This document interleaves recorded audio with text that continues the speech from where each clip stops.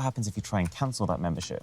So first it tries to solve any issues that you might be having, and if you're not having any issues, then you can continue your cancellation. Then it tries the hard sell. It's like telling me all the things I'm going to be missing out on, continue cancellation, and then look at this, before you go, here's what else you'll be missing, and it's only when you click continue again that they properly get down on their knees and beg you with a 50% discount. And then if you decide you want to give them the boot one more time, there's a pretty decent chance they will make an even better offer to you. But whatever happens, you're saving at least the equivalent of $35. So let's keep track of how much we're saving on this bar over here. Because it's not just online subscriptions. In fact, your mobile and your TV service providers are one of the best places to play this strategy. Essentially, you just find out what other service providers in your area could be cheaper. You tell this to your existing service provider over the phone, and this is the important bit, you actually have to convince them that you're planning on switching. So for example, if you were changing mobile phone contracts here in the UK, you'd have to ask for your pack code, which is the code that you'd need to give to your new service provider. And that will very often trigger either an immediate discount on the spot or a follow-up call a couple of days later with a discount ready. This is called a customer save, and it's like a very real thing that sales reps at these types of companies are constantly given targets to try and hit. And so you'll actually have a particularly high success rate if you try this near the end of a month, where they will actually need that particular save to meet their targets. I did this on my own phone contract a few months ago, and I managed to get my rate down from £18 a month to £11 a month. Exact same package. If you're about to buy a laptop, you can go for less internal storage and then just use adhesive pouches like this to attach external storage instead, which means, let's say I was buying a MacBook Pro. I can either pay Apple $2,400 to upgrade to an 8TB storage drive, or I can pay $1,100 buying two of these very similar speed 4TB external drives. It adds a bit of weight, yeah, but then at the same time, there's a lot of upsides. Like, these drives allow you to create instant external backups. Handing files to friends is as simple as unplugging and then replugging. You can also use these pouches to store extra bits, like your AirPods, and it also saves you $1,300. Apple One, Apple's combo subscription that gives you all the Apple subscriptions in, well, one has a family plan where you can share it with up to 5 other family members. But as long as you live in the same country as the people you're sharing with, no one's cracking open a DNA test to verify. So let's say that you're currently on the Apple individual plan. You'd be paying $20 a month. If you instead upgrade to Premier, but then you share that subscription with 5 other people, you actually end up paying a lot less and getting a lot more. You would save $163 per year, and you'd get more services. You'd get Apple News Plus, you'd get Apple Fitness Plus, and you get 40 times the cloud storage, which, even if you split evenly amongst the 6 of you, is still a lot more than you used to get.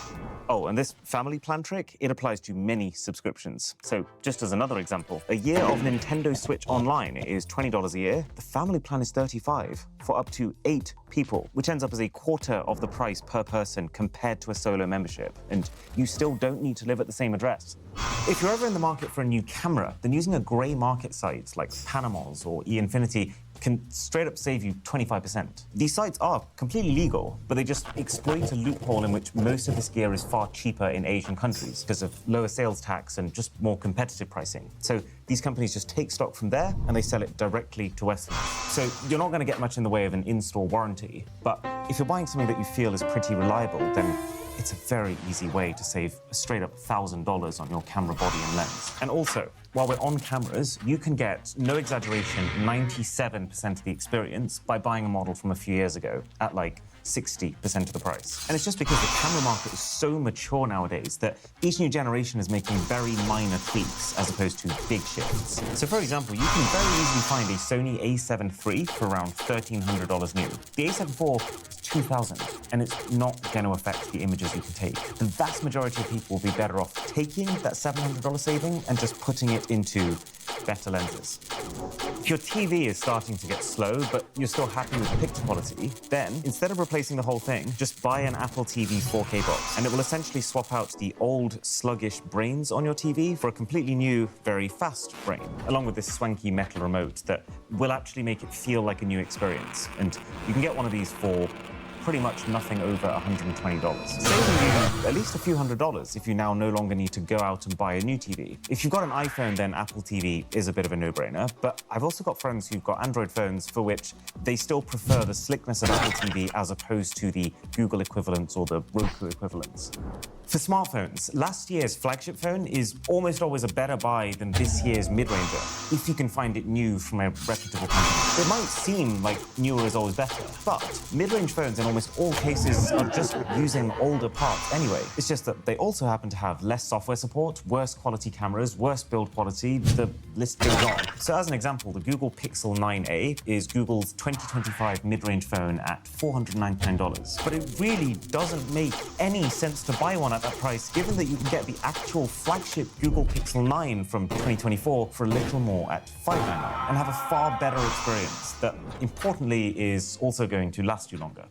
Also, don't buy fast charging bricks from the phone brands themselves. They do charge. It's just what they charge is a massive markup, just because people assume that that's the one that they need to buy, but it isn't. Like Samsung will charge you $50 for a 45-watt power brick. If you spend that same money on a brand like Anker or Ugreen, you'll literally get a 100-watt power brick that could not just handle your phone, but your laptop too. And if you don't want that, just buy their 45-watt charger and save 50% of the dollar. It is amazing how many people haven't realized this yet, but all three of the major console makers all have ways to be able to share your digital games with your friends, not just your physical ones. So for example, Nintendo has this brand new virtual game cards feature, which allows you to share certain digital games with your friends by loading and ejecting the games as if they were real cartridges. So they're only playable on one console at a time, but that's still a lot better than both people having to buy separate copies of the game. And PlayStation and Xbox, while they don't actively advertise this, you can still absolutely achieve a very similar setup using either PlayStation's console sharing or Xbox's ability to have both a home Xbox and then effectively an away Xbox, saving you $40 to $60 for every game that you now no longer need to buy a second copy of, and maybe $100 for GTA 6, who knows? Be on the lookout for streaming service bundles. Like if there's a bunch of shows you watch on different platforms, there's a decent chance you can get those services thrown in together for a bundle price. Oh my God, Samsung. Gotta fix these loading times. Like, for example, Disney Plus with Hulu and Max in the US, which costs $17 for the bundle a month, as opposed to $30 if you were to get each of them on their own. $156 saved, just like that. Xbox Game Pass and PlayStation Plus are a really cost-effective way to get access to a massive library of games. And unlike in the early days, the companies have actually started adding their heavy hitter titles to these. With Game Pass, for example, which is $17 a month, they literally just day one dropped Oblivion Remastered on there, which you'd struggle to buy for less than $40 at retail. So as long as you play at least one new game a month, you're almost